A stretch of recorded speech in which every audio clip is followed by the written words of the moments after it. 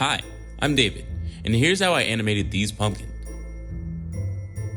This is my After Effects composition. Before I even get into this, what I will need to show you is how this was filmed. First of all, got this idea from Kevin Parry. Kevin Parry did this video a year ago for last Halloween 2019, I think, or maybe 2018, where he animated a pumpkin, but he did it through with 40 pumpkins. I thought that was cool. And then for work, they thought it would be cool to do the same thing. So this was my take on it. This is basically the setup right here, right? I just had one of those science fair trifolds, and then I put some blue construction paper on it. I set up the video camera, and I basically did a time lapse. Instead of doing the traditional way, set it up, take a picture, go to the next step, like right here or whatever, take a picture, go to the next step, take a picture.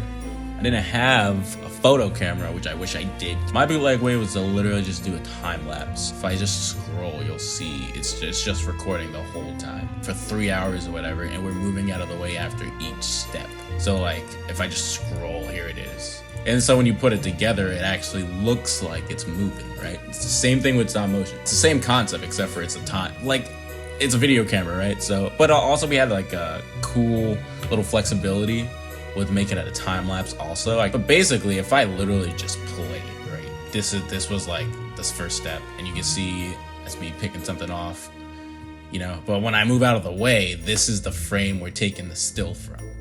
This is it right here. Same thing with Kevin Parry. He did a night version of whatever the heck he was doing. I thought it would be cool to do the same thing. So we did. I put lights into the pumpkin, and this is for every step, every single time we move out of the way. We got night versions also. So then we turned off the light setup, and then we just had it roll, and then we would just take a frame from this. I put this, just the whole footage, right? Put it into Premiere. I made another comp so I could go and get the frames, just like you would do with actual stop motion, right? If I showed you right here, I'm oh, here it is. Okay, let's skip. Oh, this is let's skip forward, let's skip forward, skip forward. Oh, here's a frame. Bam. That's one frame. Okay, cool. Let's go to the next frame. Okay, I moved out of the way. That means that's another step. Bam. Right? And I did this for all of them, right? Just so I can get the whole thing. Then you end up getting a comp like this. So you get all the frames, you put them together, and then it moves. You know what I'm saying? And then here's a night version. Because for all those steps, I turned off the light, putting lights inside the actual pumpkin, and then it moves. Where's my After Effects comp? Let me give you a little tour. What made it easier, right? What made it all this easier? I did this in Premiere first. I got all the steps. I imported. You can import Premiere project sequences, and then it ends up just recreating that editing for you. So that's what you're seeing right now. That is what this comp is. So you key it out.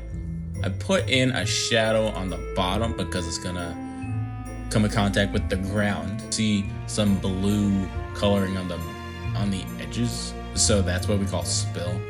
So what you want to do is combat that as much as you can. So put some curves on it, combat it some more. You see there's barely any blue. Now it just looks like gray fill, and I thought that was fine. Put some more coloring on it, brighten it up. Then Gaussian blur. What is that blurring? That's blurring the background, or the top, to make it blend with the background. In the background, I feel is in my opinion, that's the pretty part. But what I ended up using it for was just oh, I like this brick asset, and it looks like steps. Let me put it in the background, and then fill that out just so I can get a brick door type look. And I also like these pumpkins right here too, because it goes with the season. I just needed a sidewalk asset. So that's what this is. And then once you literally just mask it out, just make it look like a sidewalk type of angle, then you got it. Now it looks kind of janky. I feel like that's where the color correction comes in, because I feel like that really sells it. And then once you put the pumpkin in, which is the centerpiece, bam. And also don't forget the shadows on the bottom to blend it in a little more. Cut out this leaf right here just to make it look like it was in front of this, just to add some depth. I feel like that actually sold it a lot. So it's not just oh, I just pasted this on top.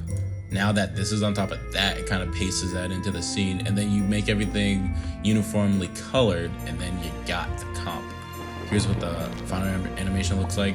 And so this was like and this is where it got kind of annoying, because I thought one effect that would be cool is the lightning, which is where the night version of this comes in. So not only do we have to do a day version of this comp, but we had to do a night version of this comp. So everything's the same. Really what changed, if you go into, if we want to go into, let's say the Vote Pumpkin, we just use the dark parts, right? And then we change the color correcting. I use Red Giant's Magic Bullet looks, and then just use a LUT. And then for like lightning, since it's lightning and it kind of glows and balloons, added some glows and levels. So I just put wiggle on the opacity and then just had it and just like made it come in short bursts. And it's also really sporadic. What I think instantly sells this, or like cherry on the top, is just putting a little lightning sound effect. For this one, I just used a longer shot. I think a longer shot of the sidewalk, and then just put all 3 pumpkins on there. For loops, basically the whole concept of looping is it has to end the same way it begins, you know, and like it literally has to look the same as the first frame. So at the end, you just have to figure out what transition can you go from the ending, the true ending, which is this, because the original comp just ends on this, right? And then how can it go from that to the first? So basically I use lightning to transition from these 2 shots, and then it literally ends on the day no carved first step. And so it literally, if I go to the beginning of the comp and the end of it, it'll be the same. So that's basically the concept of a loop. And here's how the video turned out. Could you imagine if I lose?